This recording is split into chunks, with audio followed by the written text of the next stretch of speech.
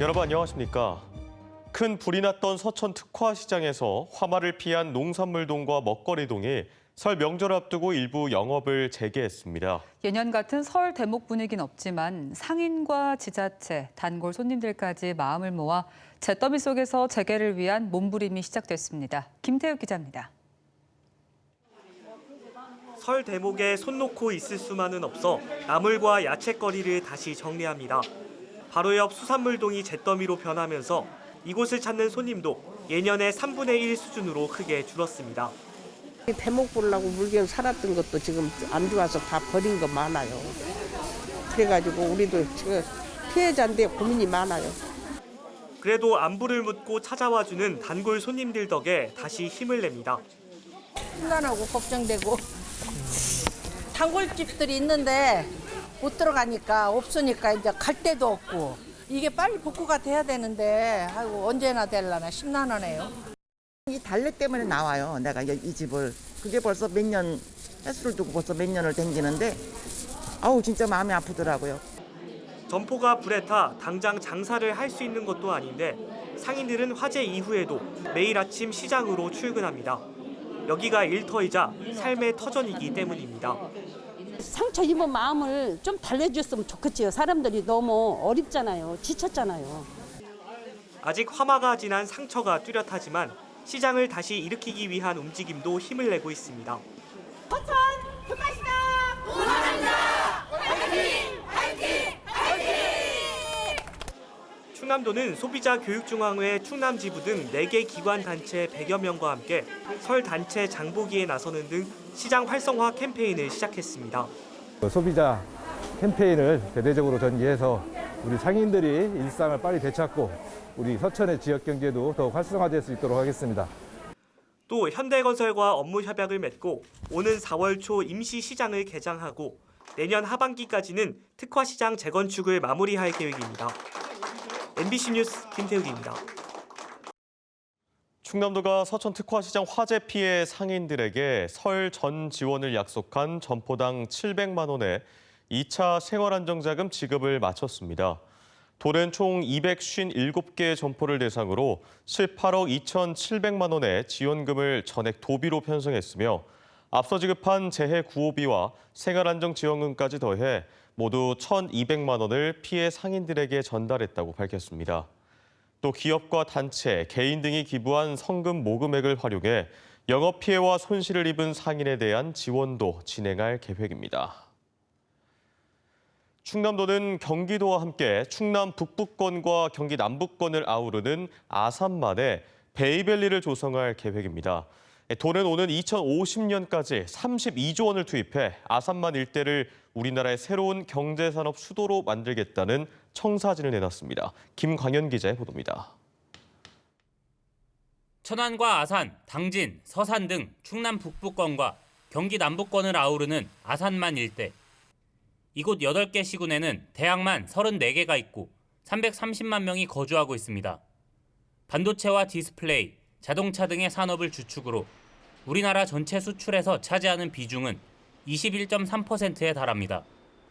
충남도가 아산만 일대에 베이밸리를 조성해 4차 산업을 선도하는 글로벌 경제 거점으로 육성하겠다고 청사진을 내놨습니다. 경기도와 베이밸리 상생협력 협약을 한 지 1년 4개월여 만입니다. 아산만 일대를 최첨단 제조산업 메카이자 한국판 실리콘밸리로 만들겠다는 것입니다. 그리고 앞으로 반도체 또 디스플레이 등 대한민국 50년, 100년의 미래 먹거리를 만들고 반도체와 미래 모빌리티 산업을 육성하고 탄소 중립 산업 벨트를 구축하는 등 4대 분야 10개 프로젝트를 추진합니다. 또 아산 북부에 10만 명 규모의 신도시를 만들고 기업 지역 인재 채용 목표제를 도입하는 등 정주 여건 개선과 청년 창업 생태계 조성에 힘쓰기로 했습니다. 청년 채용이나 개발자 채용에 어려움이 있는데 고용 창출이나 이런 지역 경제 활성화 연계해서 이제 스타트업도 많이 고용난의 해소가 될 것 같습니다. 서산공항을 특화 항공 거점으로 조성하고 당진항과 아산신항 개발을 통해 수출 물류 인프라도 확대할 계획입니다.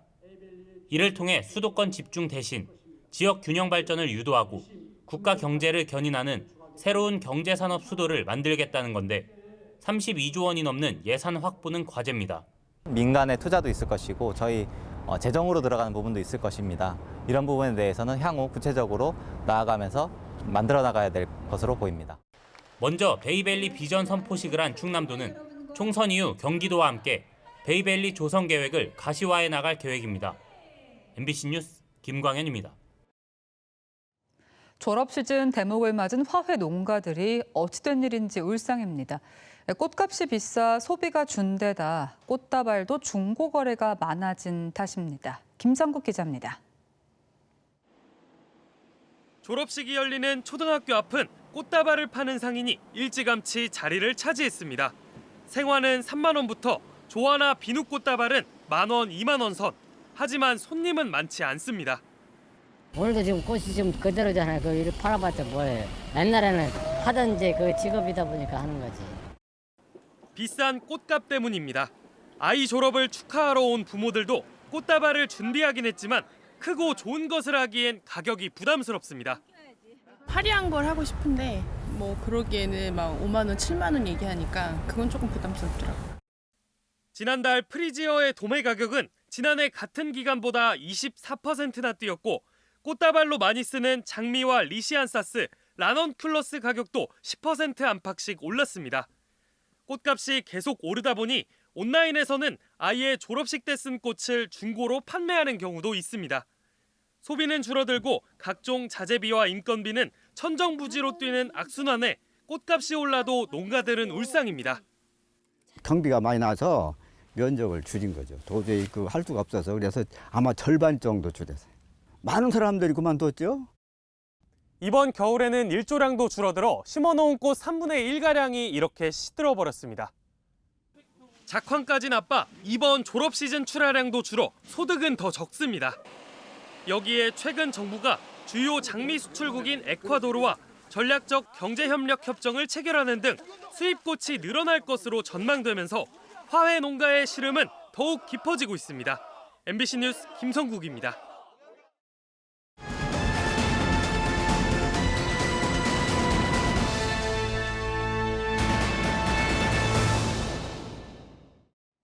(4.10) 총선이 2달 앞으로 다가오면서 각 당 공천 작업이 속도를 내고 있습니다.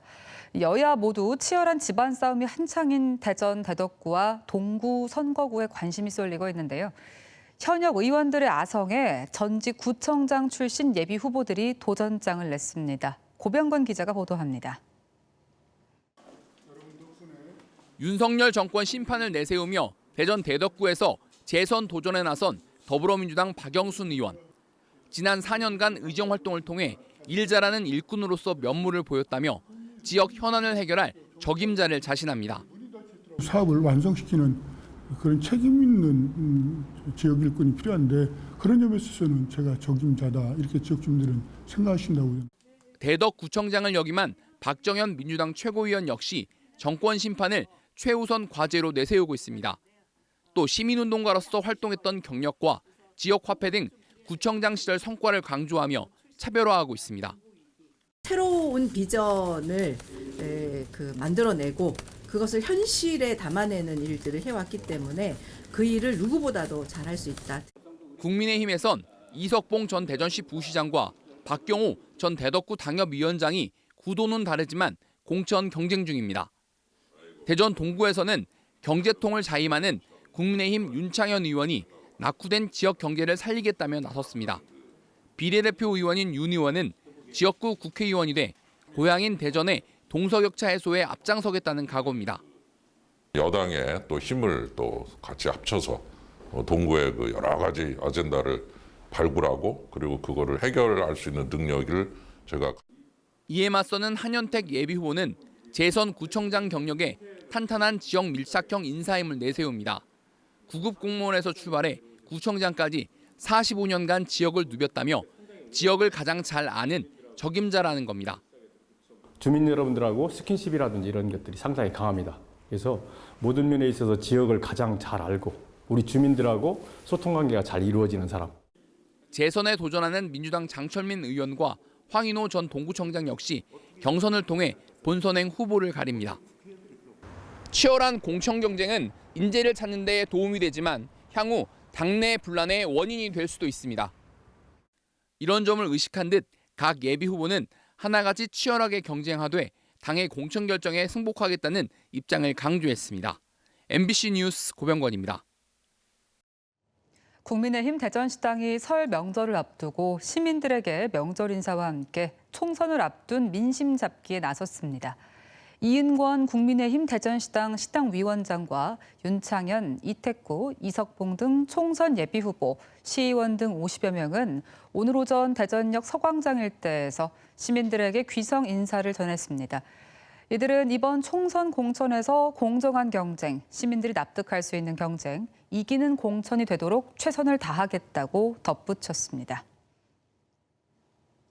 더불어민주당이 4.10 총선을 앞두고 충청 출신인 이재관 전 인사혁신처 소청심사위원장과 김재선 희망제작소 이사를 영입했습니다. 이재관 전 위원장은 충남도 경제통상실장, 대전시와 세종시 행정부시장 등을 역임한 지방행정 전문가로 이번 총선에서 고향인 천안 출마를 희망한다고 밝혔습니다. 마을 공동체와 청년 사회적 기업을 지원해온 지역활동가인 김재선 이사는 대전 중구청장 재선거 출마를 시사했습니다. 한편 김 이사 영입을 두고 민주당 전략 공천설이 불거지자 중구청장 예비 후보와 중구 당원들이 반발하고 있습니다.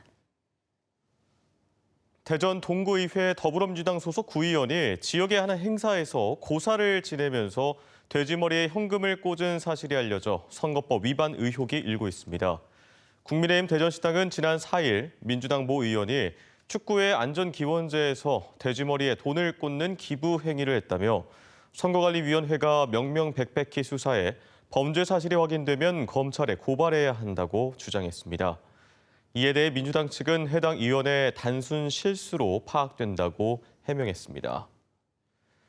지방의회 의정활동비 인상 움직임에 대해 우려의 목소리가 나오고 있습니다.